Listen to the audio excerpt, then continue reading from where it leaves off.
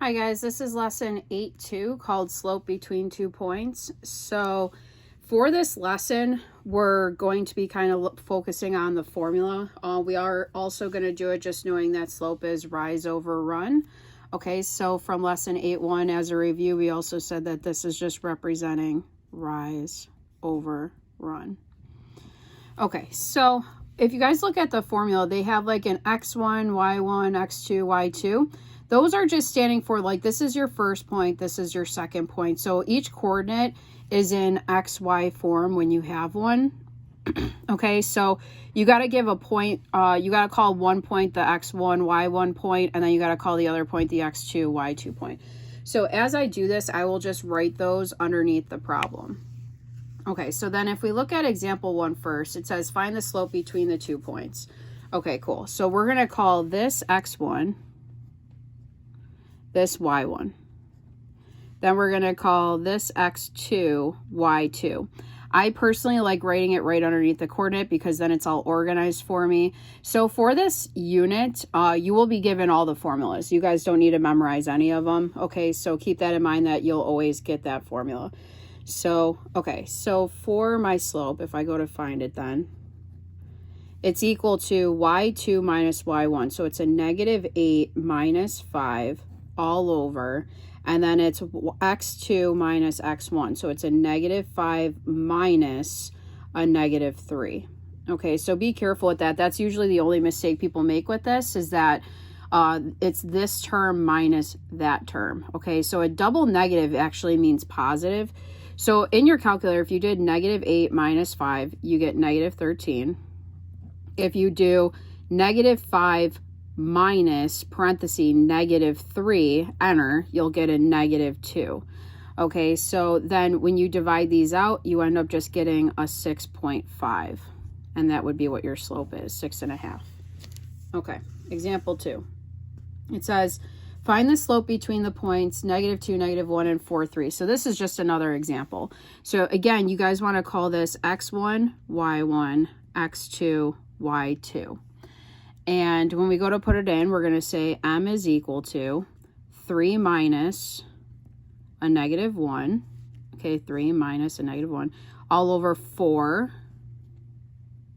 minus a -2. So 3 minus a -1 is really 3 plus 1 or 4. 4 minus a -2 is really 4 plus 2 or 6. And then when we have a fraction that can be simplified, you guys can just punch in your calculator, click the math button, click enter for frac, and it'll reduce it for you guys. So you always want to keep all your slopes in like simplest form if possible. Okay. So then if you have a graph, slope is even easier to do because all you guys have to do is pick 2 points that you know are on the line, that are like on the graph, and then you're going to count rise over run. So again, slope is equal to rise over run. So for example, I can pick this point and this point, okay, 2 points that I know exist on there. I'm rising up 1 and then I'm running 2 to the right. So I'm rising 1, going right 2.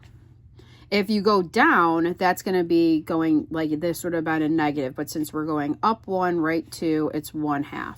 So then to find the slope of part B, it's the same thing. We're looking at rise over run. Okay. Pick any 2 points. So I mean, I'm seeing this one and this one are 2 points that are actual nice points. So if I go ahead and look at this, now first off, if you're going, like think of slope as like if you are going uphill, it's going to be positive. If you're going downhill, I always think, oh, I'm going to barrel roll down the hill and fall down. Okay, so this is negative. So this I'm going down a -8 and then I'm going right 5. So my rise is going to be -8, my run is going to be 5. And then that would be my answer. So this is this answer, this is this answer. Okay, turn the page. So for example 4, it says, what is the slope for the following equations? Okay, so this is kind of a review. Now, for this, all I'm trying to get you guys to do is to set each of these equal to y if necessary and put them in standard form. So you're always looking for it to be in y equals mx plus b form, and this is what slope is. It's the m, okay? So for part A, your slope is just going to be -2. That one's pretty easy, right? Because it's already in standard form. It's just that number in front. So looking at part B, right now it's kind of hard to tell, but it's still in y equals form. It's just, it's putting it's saying technically b minus mx, you know what I mean? It's kind of how it appears. So the slope is still the number next to the x. So your slope for this one would be a -5. So this is also set equal to y. So it's the number in front of your x, or 2. Now this one requires you to isolate the y. So you would divide every term by 2. You would get 2x minus 4 is equal to y. So my slope for that one would just be the 2. Okay, and then the last example, it says, what is the slope for the following linear function with coordinates in the table below? So if you guys notice, we're kind of looking at slope in a ton of different types of contexts. So the easiest way to do this is just using your slope formula, that m is equal to y2 minus y1 all over x2 minus x1, and just pick 2 points from the table. A table of values is just giving you points that are on the graph. So if I'm like picking the easiest looking points, I'm probably going to pick, 0, 2. So I'm going to try to find the slope between 0, 2, and I'll say 1, 5.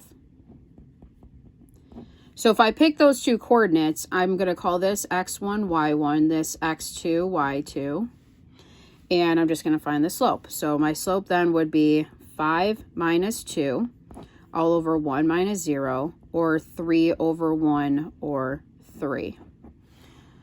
Okay, and that's it for this lesson. Thanks.